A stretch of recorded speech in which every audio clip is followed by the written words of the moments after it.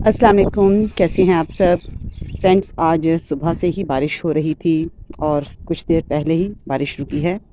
हो सकता है कि कुछ देर बाद फिर से बारिश स्टार्ट हो जाए।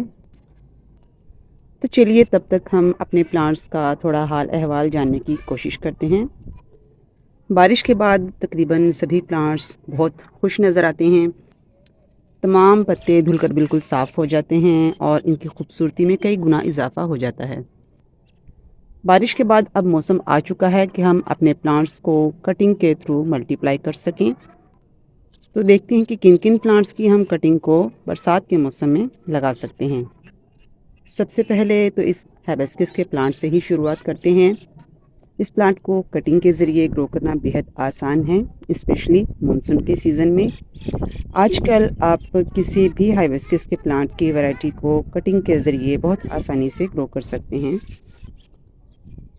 साथ ही साथ ये जैस्मिन का प्लांट है, इसकी भी हम छोटी कटिंग्स लगा सकते हैं।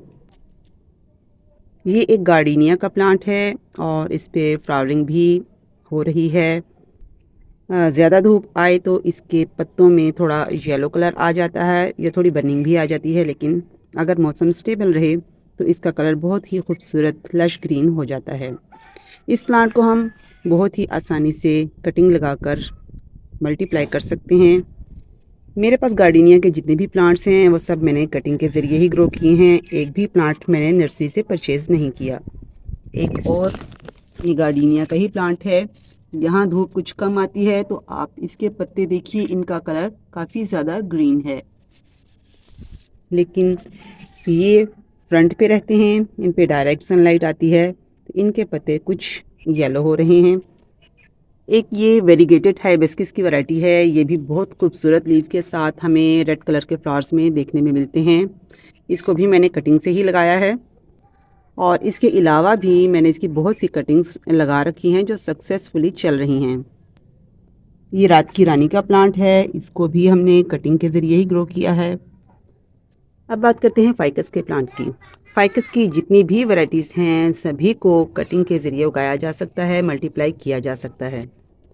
आगे चलते हैं, ये कुछ हमारे गुलाब के प्लांट्स हैं। ये बिल्कुल रेड वाला गुलाब है जो डेकोरेशन के लिए भी यूज़ होता है, बुके वगैरह में भी इसी गुलाब का यूज़ किया जाता है। आजकल इसके फ्लावर काफ़ी छोटे साइज़ में आ रहे हैं क्योंकि विंटर का प्लांट है, तो विंटर में इसके फूल जो हैं काफ़ी हमें बड़े साइज़ में देखने में मिलते हैं। लेकिन ये एक इंग्लिश रोज़ है, इसको हम कटिंग के ज़रिए ग्रो नहीं कर सकते। ये ग्राफ्टेड प्लांट होते हैं, इसको ग्राफ्ट के ज़रिए लगाया जाता है, लेकिन देसी गुलाब की कटिंग लगाई जा सकती है। ये एक और रात की रानी का मदर प्लांट है और इस पे कलियाँ फ्लावरिंग स्टार्ट हो चुकी है। ये हमारा एलिफेंट ईयर का प्लांट है और इसको ग्रो करने के लिए हमें यहाँ स्टेम से इसको कट करना पड़ता है। इसकी स्टेम को कट करके हम मिट्टी में लगाएं तो वहाँ से ये अपनी रूटिंग स्टार्ट कर लेती है। इसके अलावा इसके पप्स भी आते रहते हैं जहाँ से ये पौधा मल्टीप्लाई होता रहता है। और ये छिपकली बेल, ये भी बहुत आसानी से कटिंग के ज़रिए हम उगा सकते हैं। इसके बहुत से प्लांट्स मैं कटिंग के ज़रिए ही लगा चुकी हूँ।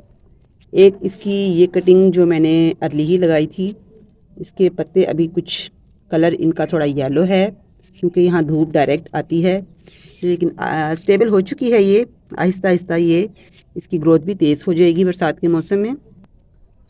पांडा फाइकस को भी आप बड़ी आसानी से लगा सकते हैं। और मिंट की बात करें, पुदीना की, तो इसको भी आप कटिंग के ज़रिए आजकल बहुत आसानी से लगा सकते हैं। बल्कि बाज़ार से जब हम पुदीना लेकर आते हैं तो अक्सर उसमें उसकी स्टेम्स में नीचे वाली साइड पे रूट्स भी बनी होती हैं, आप डायरेक्ट भी उनको लगा सकते हैं। और जैसे जैसे हमारी पुदीना की हार्वेस्टिंग लेट हो जाती है, हम इसको कट नहीं करते तो इसमें इस तरह के फ्लावर्स आना शुरू हो जाते हैं। इन्हीं फ्लावर्स में बाद में सीड बन जाते हैं और इन सीड के ज़रिए भी हम इसको ग्रो कर सकते हैं। अगर आपके गार्डन में इस तरह के सीड पॉट बन रहे हैं, फ्लावर्स आ रहे हैं, तो नेक्स्ट ये ख़ुद भी हवा से उड़कर इधर उधर बिखर जाते हैं और बहुत से प्लांट्स में जर्मिनेट होना शुरू हो जाते हैं। स्वीट पोटैटो वाइन, इसमें बहुत सी स्पीशीज़ देखने में मिलती हैं और कलर डिफरेंस भी मिलता है। ग्रीन कलर में, लाइट ग्रीन कलर में, पर्पल शेड्स में बहुत सी हमें वैरायटी देखने में मिलती है और इसकी सभी वैरायटीज़ को हम कटिंग के ज़रिए लगा सकते हैं। ये है गोल्डन ड्यूरेंटा।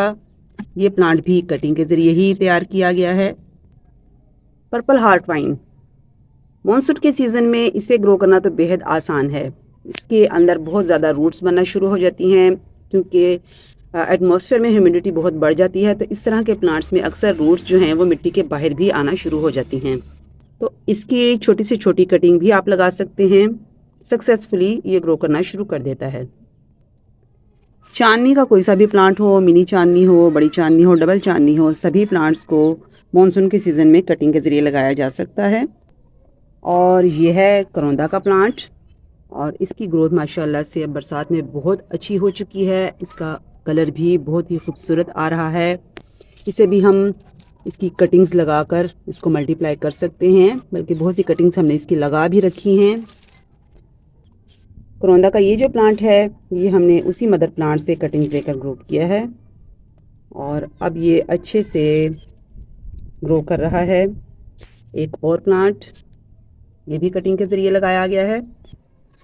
ये हमारा एमेरैंथस का प्लांट है, इसे आयरिसिन भी कहते हैं, और इसकी भी कटिंग्स आजकल हम लगा सकते हैं।